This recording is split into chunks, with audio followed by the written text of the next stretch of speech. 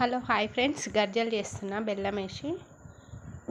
పల్లీలు వేంపుకొని పొట్టు తీసుకొని దాంట్లో పుట్నాల పప్పు, నువ్వులు ఫస్ట్ కొంచెం మిక్సీ చేసుకోవాలి. దాంట్లోనే బెల్లం వేసుకొని మిక్సీ చేసుకొని మళ్ళీ కొబ్బరి తురుముకొని మిక్చర్ రెడీ చేసుకోవాలి. కొంచెం ఇలాచి పొడి వేసుకొని ఇప్పుడు ఈ పిండి కొంచెం మైదా పిండి, కొద్దిగా గోధుమ పిండి కలుపుకున్నాను. నేను కొద్దిగా సాల్ట్, కొంచెం వేడి చేసిన నూనె వేసి వాటర్ వేసుకొని కలుపుకున్నాను.